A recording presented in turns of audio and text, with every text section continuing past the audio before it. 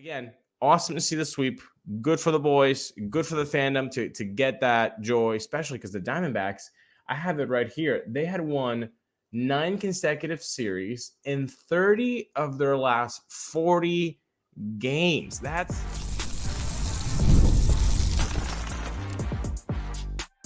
You are Locked On Rays, your daily Tampa Bay Rays podcast. Part of the Locked On Podcast Network, your team every day. Welcome to Locked On Rays, your daily podcast covering everything Tampa Bay Rays. From game analysis to player interviews, we've got you covered with all the latest news and insights. My name is Kevin Weiss. I'm Ulises Sambrano, bringing you expert analysis and passionate discussions about our beloved Rays. Whether you're a diehard fan who vividly remembers Longo's game 162 just like us, or you remember the early Devil Ray days of Wade Boggs or Carl Crawford, we're here to break down every play, every trade, and every milestone. In fact, this is our 6th season covering the Rays daily. In every season, they've gone to the playoffs. Probably not in 2024, despite the sweep, but you should still watch Rays baseball and grab your favorite Rays gear, settle in, subscribe to our Locked On Rays YouTube channel and other podcast platforms. You can also find us on X and Instagram at Locked On Rays. This episode is brought to you by PricePicks, the easiest and most exciting way to play daily fantasy sports.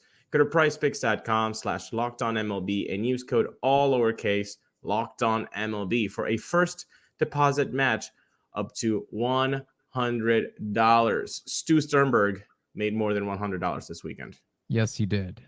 Probably lots of zeros with the amount of money he made this weekend. And I was one of the contributors because I went to the game on Saturday. Yeah. How was that, by the way, before we get into it? It was a good experience. Luckily, I was actually, I guess, quasi-surprised at the crowd in attendance. I don't know what the actual numbers are, but if I had to ballpark it, probably around 20, 21,000. A lot of Diamondbacks fans, wherever they come from, out of the woodworks or something like that. But I got to see a Rays win, which is always nice, and some unique things that happened during the game, like the disappearing double from Brandon Lowe and Junior Camanero's near homer that was snagged away from him, but offense on offense on offense for the Rays, which was a good thing to see. So Rays fans went home happy. I went with my buddy AJ, who is a Marlins fan, so he didn't have much equity in the game, but he was appreciative that there was some action to behold. Of course, concessions are extremely expensive, but that's neither here nor there. But had a good time. I try to have a good time anytime I go to a game like that. It just makes for a long day when you're driving from the Tampa side to St. Petersburg. Yeah.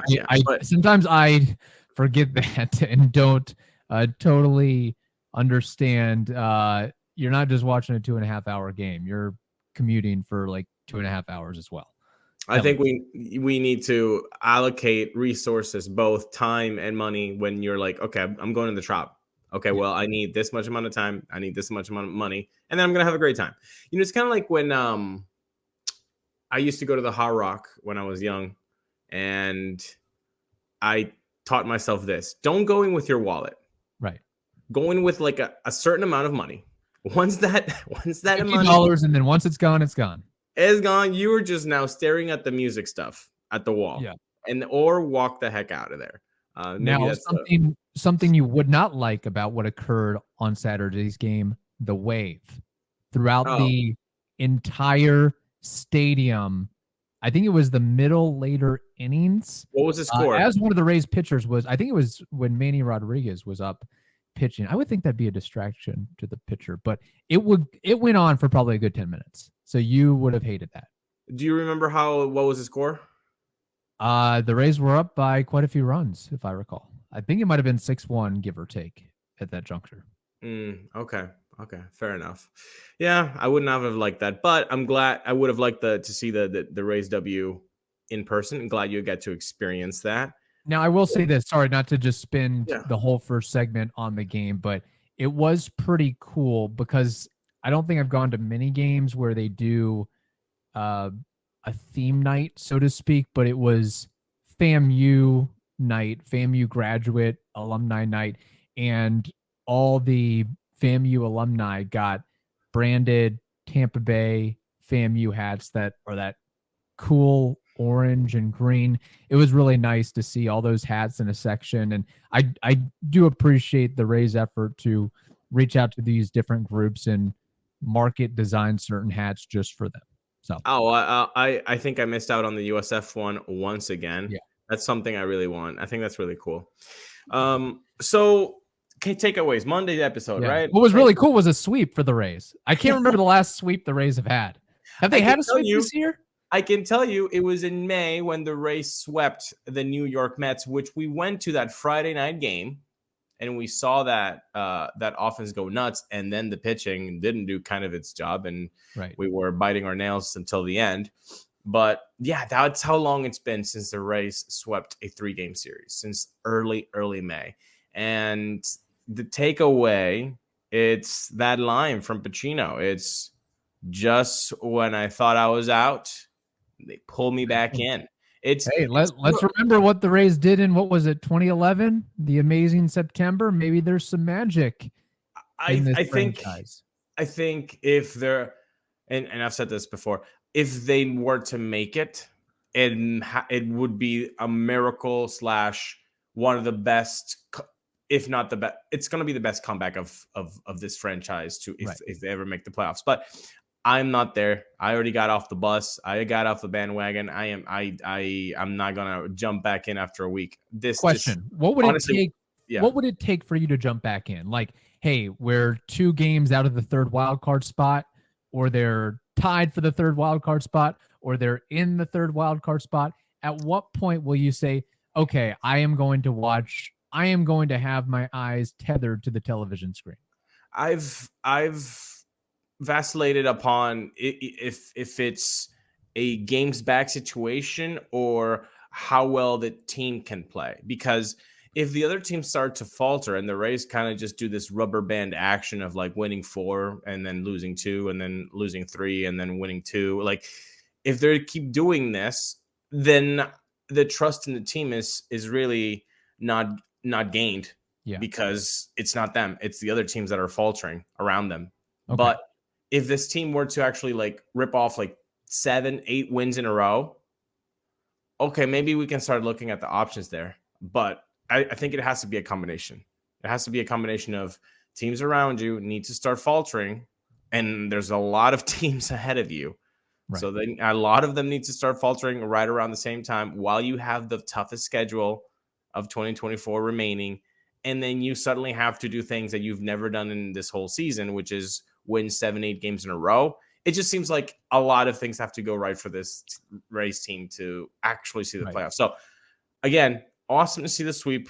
Good for the boys. Good for the fandom to get that joy, especially because the Diamondbacks, I have it right here. They had won 9 consecutive series in 30 of their last 40 games. That's unreal. Like you were coming in and you're thinking, okay, this could be an opposite. Like we could get swept. And we could get swept to oblivion here and look very, very badly here. And what's crazy is that like Corbin Carroll isn't even himself this year, and they're still putting off this run. Imagine if he was. I mean, if he was doing, they'd have 75 wins right now, maybe. I mean, they could probably be overtaking the Dodgers for the division. It would be insane if he was clicking on all cylinders. But this was very nice. I am happy that the team got their groove on. They're back over 500. They're 62-61. But again, 6.5 games back from the wild card. This, although nice, didn't move the needle at all for me. It takes a lot more. They haven't moved the needle for 120 games and won 3-game series at home against one of the best teams in baseball. It takes more than that. It's like you got one question right on a 20-question test and duffed the other ones. And the question you got right was really tough, and you had to show your work. But you got it right. Yeah, but what about the other 19? Like, why didn't you do this with the other 19? Exactly. Well, that's why baseball is so frustrating and / the most amazing game, because you can have a team that hasn't shown its capabilities at all in a whole year after 120 games. Right. A team that's hot as you want to be comes in, and then baseball surprises you. Yeah. That's why baseball is so great. Anybody can win on any given night.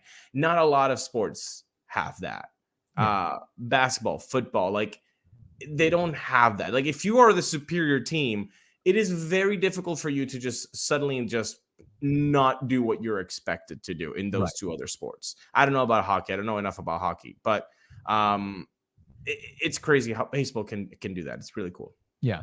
And right now, again, to your point, the Rays still, based on FanGraphs, have like a 3-4% chance to make the playoffs. And I'm surprised by the sweep, but not totally surprised that the Rays had a good series, considering that you have the Diamondbacks coming from the West Coast and playing in the Trop, which is always a challenging environment for a National League team. So that is something inherently you should be able to take advantage of, I would think. 100%. And there's something that you can also take advantage of, and that's PrizePicks, people. Okay? You are witnessing that PrizePicks, America's #1 daily fantasy sports app with over 5 million active members. And now, guess what? You can win up to 100 times your money on PrizePicks with as little as 4 correct picks. You can turn $10 into $1,000. Maybe you're a Dylan Carlson fan now. All right. How well he's doing. Maybe you're a Brandon Lowe fan. How well he's been doing since July 1st. Yes. Okay. PrizePicks is the best way to win real money when the other sports seasons start, aka football. Which players are going off? I don't know, but you know what? I'm sure that Kevin does.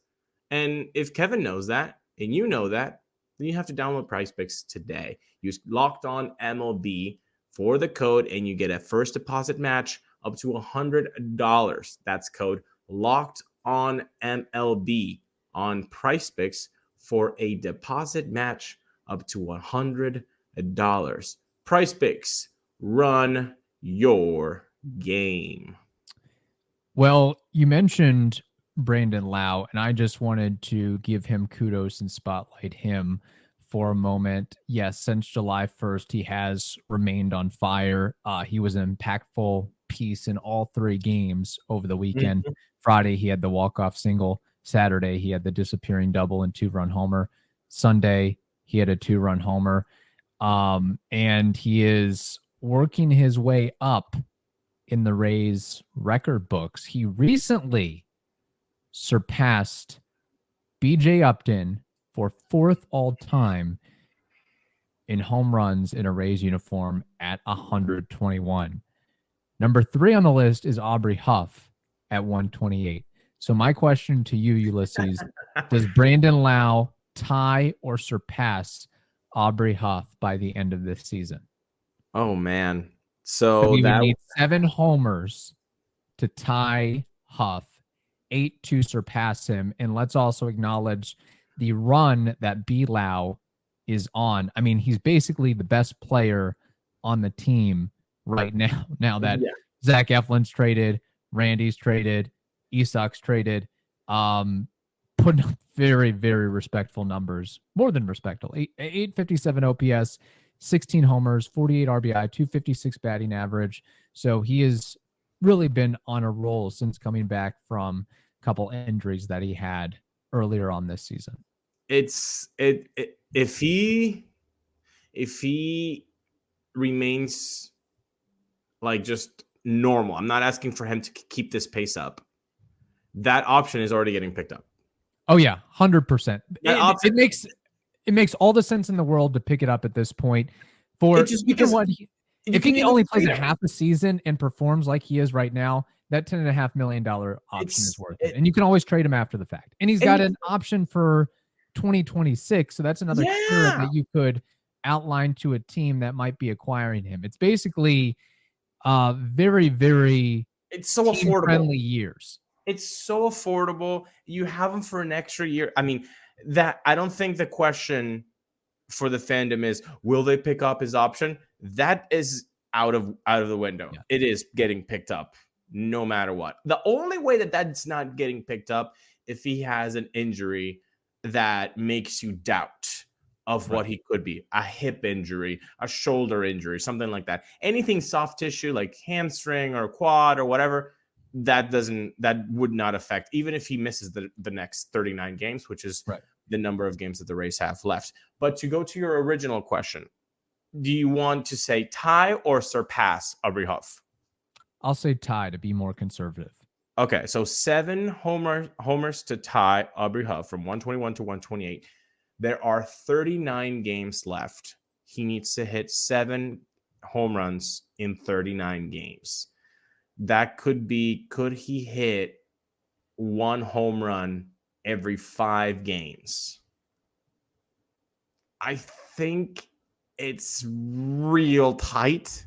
Yeah. He can do it. He has gone on a run. The only issue is he's been hot for a long time now. Right. Like, especially since July 1st, he has been on a tear. Can he really just do this for another 39 games? Like, would you put your hand on the fire? Would you put your green Skittles that he does this? Just because we need something fun this season, I'm going to go and say yes. I'm going to say yes, he can hit 7 home runs in the next 39 games. I at least want to see him get to 20. That would be a nice little marker for him with all the time that he has missed. Let's remember this guy. 4 away from 20? He's 4 away from 20. That is correct. When healthy, he is extremely dominant and impactful. Mm-hmm. He already has a franchise best 484 career slugging percentage. And I don't have the graphic in front of me, but the television crew showed it, I believe, yesterday, a side-by-side panel of Fred McGriff's career and Brandon Lowe's career in a Rays uniform. And Brandon Lowe either tied or surpassed him in basically every category. So that is something to appreciate about him. But I think a little conspiracy theory why he is maybe doing a little bit better with the bat. One, feeling better, lower body and so forth. But I think that's also a byproduct of the Rays easing off on him playing second base every day. You're seeing him get some action at first. DH, we saw what that did to Yandy Diaz a couple years ago with him. It's a grind to play third base or second base every single game. So anytime that you can rest those legs and allow you to really focus on the offensive side of the game helps. And maybe it detriments his value to some extent, but not a whole lot if he's bringing that bat to the table.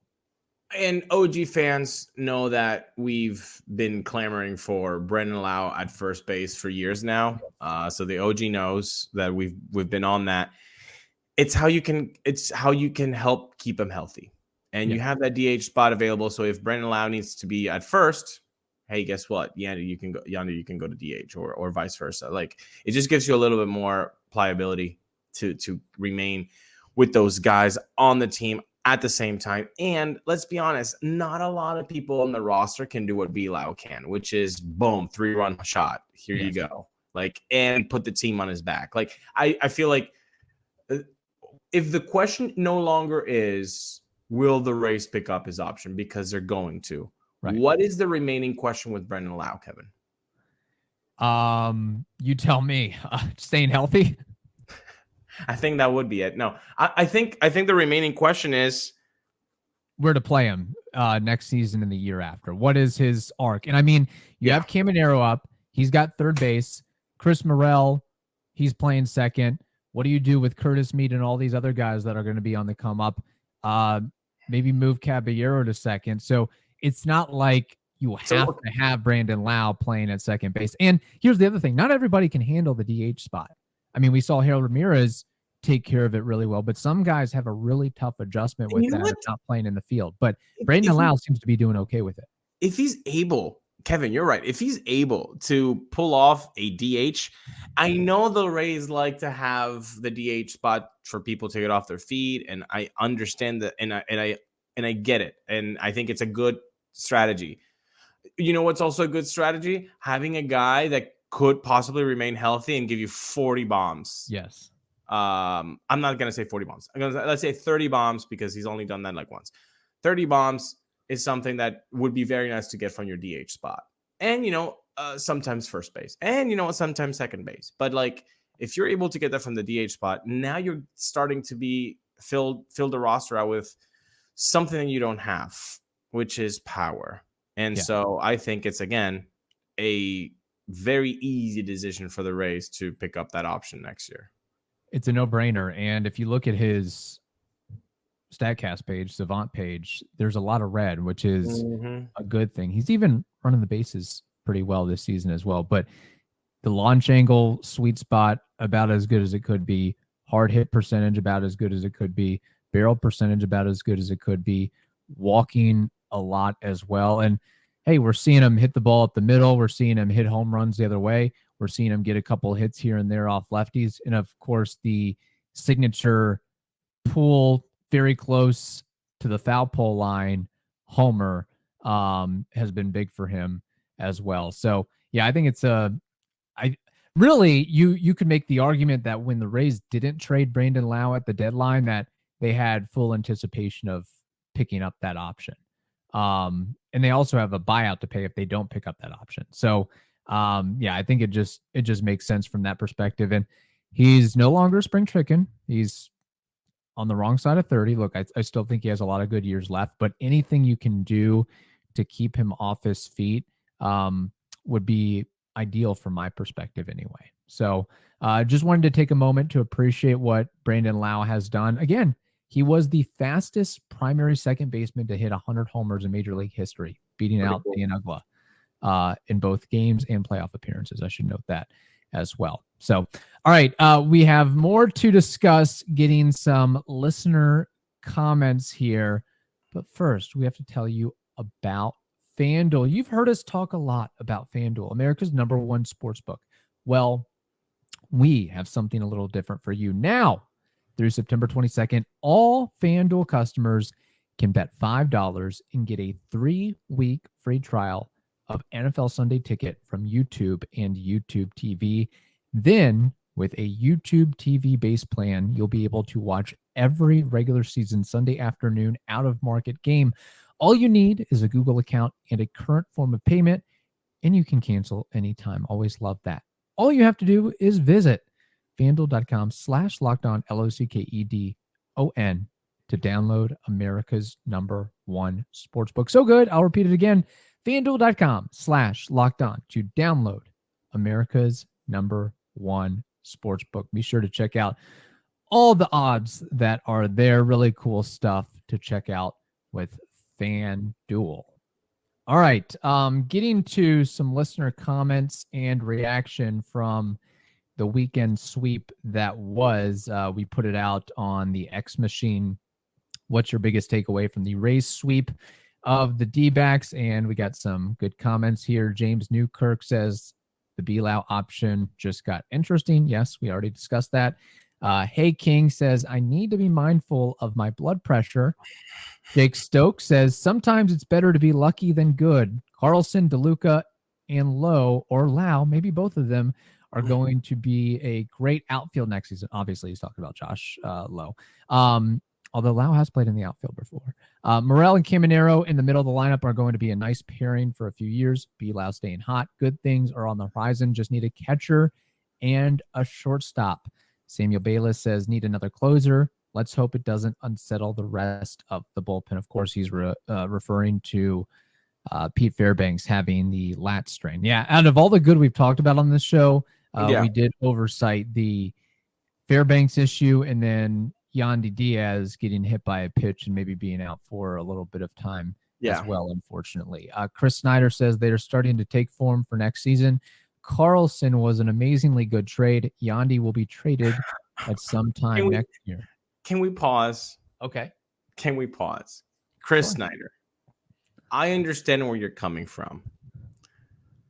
We can't, just like we can't say Morel, Morel's been doing awful. What a horrible trade. How did we do this?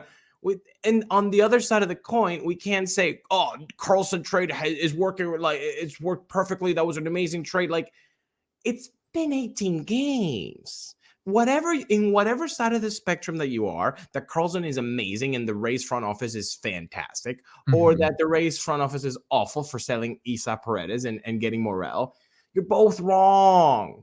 Let it simmer. Let it give time. Have patience. Trades do not get solved in the next 18 games after the trade has been done. So, Chris, let's just put a little bit of brakes on there. That's all I'm asking for. Put a little brakes. And then we have La Gayaba says, Taylor Walls really sucks. Flipping walls, I guess.